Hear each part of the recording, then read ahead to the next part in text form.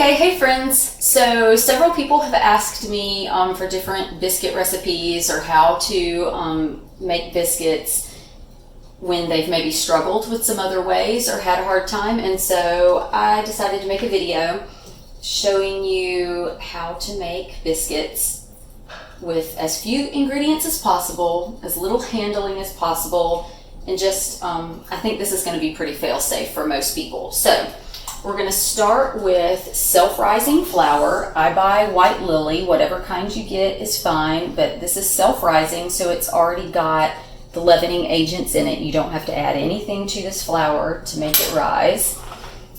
And I'm going to use 2 cups of self-rising flour. And I'm using metal spoons and all this kind of stuff just to show you, you don't have to go buy anything you don't already have in your kitchen. Just use what you have on hand. The whole point of this is to be easy and to be something that's very difficult to mess up. Okay, so that's my 2nd cup. Kind of level it off a little. 2 cups of self-rising flour.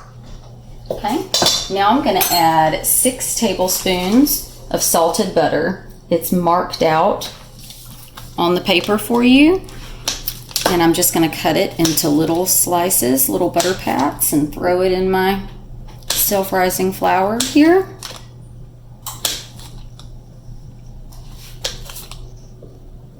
Doesn't matter how big or little you cut these pieces, just whatever you do is fine. But that was 6 tablespoons total of salted butter. That's what it looks like. See it in there? Now I'm going to take my pastry knife. This is the one I have. If you don't have something that looks similar to this, you can also use a fork and a knife like this instead. And I'm going to kind of show you how to do each. And what you're going to do is cut the butter into the flour. That basically means you're just going to press it in there, trying to cut it into tiny little pieces. Now, another trick some people do is they stick their stick of butter in the freezer for about 30 minutes to an hour. I would think closer to an hour. And they use a cheese grater and just grate the butter into tiny little pieces.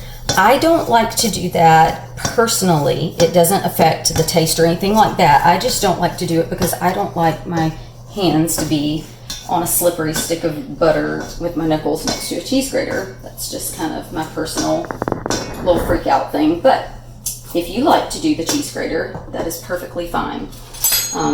Sometimes the butter gets kind of stuck on this pastry knife, so I just kind of clean it off with another knife. Now I'm going to show you, if this is what you had, you can kind of use your fork and knife together to cut the butter in.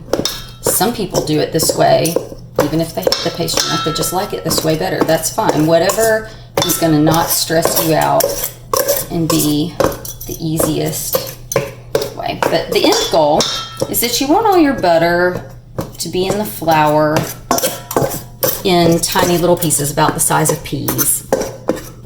So just cut up butter into flour. You do want to have used a cold stick of butter though, whether you freeze it or have it in the fridge. Don't leave it sitting out to get soft before you make the biscuits. Keep it cold because that's what's going to help your biscuits be nice and fluffy and rise up really well.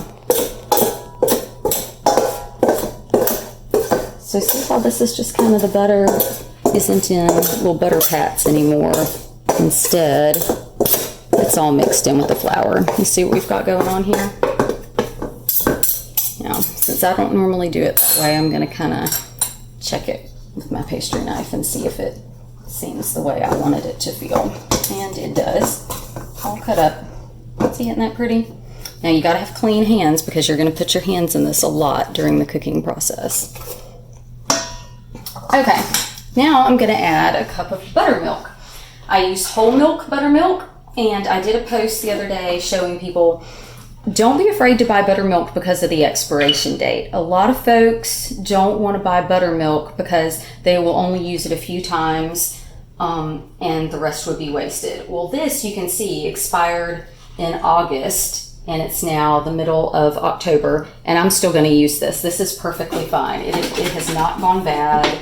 There's nothing about it that's weird. You can see in there, it's completely fine. Smells like buttermilk.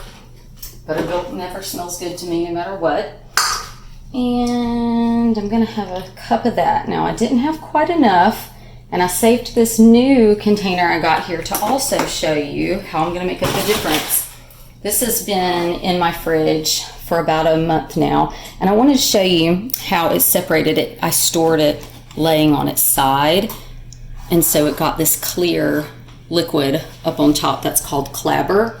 It's separated. You might look at it and think, ew, gross, throw that away. No, it's a totally normal process. Give it a good shake. Get it all mixed back in. There's nothing about that that's actually gone bad. It's just a normal process for buttermilk to separate like that. So I'm gonna top this up to about a cup. I'm not gonna over measure the buttermilk though.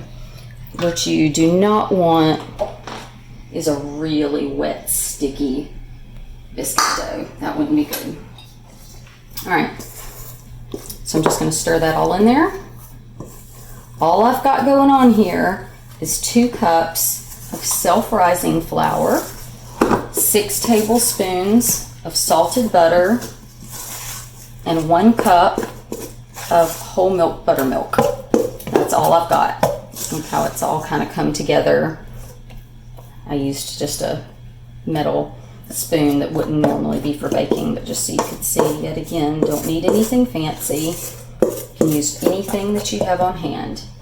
Now, I keep a separate bowl of flour like this, just specifically for dipping my hands, my cutters, all that sort of stuff in, so that I can always keep a nicely floured surface and not contaminate my baking flour. So that's just the way that I like to do it. So I'm gonna kind of get this, the rest of this dough off here. Okay, I'm gonna flour up my countertop. If you don't have a countertop that you feel like this would work well on, you could do a large cutting board. That would do the trick. You just want to have plenty of flour, and you do not, you don't want to just throw this down on a surface it's going to stick to. So the key is to keep flour on hand. Just use that to keep anything from being too sticky. That's why I find it handy to have the bowl of flour so that I'm not worried about messing up what I'm going to cook with. Now, I'm going to flour up my hands really good. I'm going to flour up my dough here really good so that nothing sticks. What I don't want to do is sink my fingers into this dough. If I do that, it's going to be all stuck in between my fingers. I'm going to have a hot mess. So I'm going to flour my hands up really good, but I'm going to use this part of I'm going to use a solid part of my hand to handle it. I'm just getting it good and floured so it's not sticky. Just going to kind of pat it out, flip it over, whatever makes you feel good about it. Some people like to roll it out with a rolling pin. Some people like to fold it over 5 times. Everybody kind of has a little something that they like to do, but you can see I'm just trying to handle it gently, not put my fingers in the dough. Okay.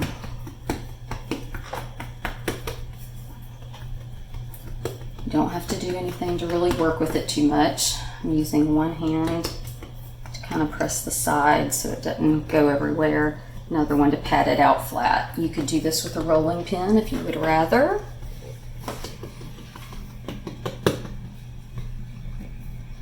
It doesn't have to be any particular shape.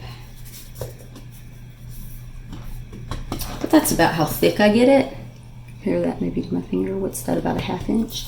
It's about how I just go on feel, but all right. Biscuit cutter, dip it in the flour. If you don't have a biscuit cutter, you can use a sharp knife. dip it in the flour. Anything that touches this goes in the flour. You could use your sharp knife and cut the shape of the biscuit, or I use my great grandma's biscuit cutter when I make biscuits. Dip it in the flour, press it straight down. Do not twist, don't jiggle, don't do any of that. Straight down, straight up. Back into the flour. Right next to that, straight down, straight up. Back into the flour. Straight down, straight up, back into the flour. And I'm gonna keep doing this.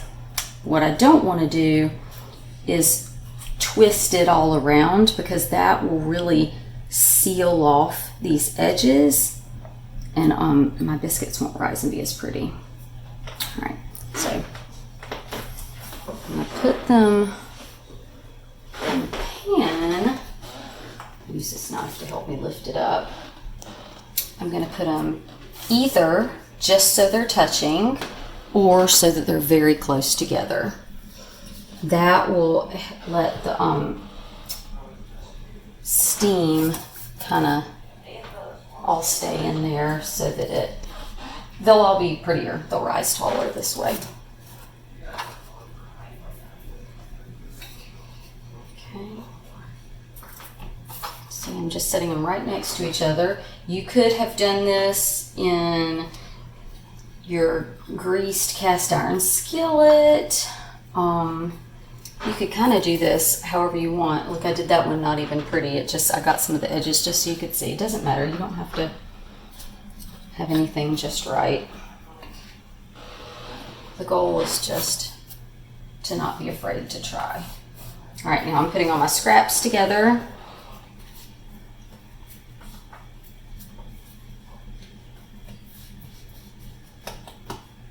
You don't have to really worry about what you do with them. Just don't put your fingers in it. Okay. And this one here. Now, if you have little ones at home, a lot of times I like to take this last little bit and make teeny tiny little biscuits for them, because they think that that's fun. But now I just have one littler one, and so I always take that last little bit of dough and make him his own special little biscuit, and he thinks that's neat. Stick it there. I've had my oven preheating to 500. If 500 scares you, they will cook fine at 450.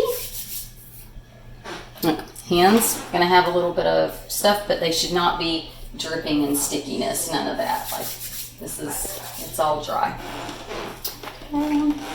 I'm gonna throw these in at 500 degrees.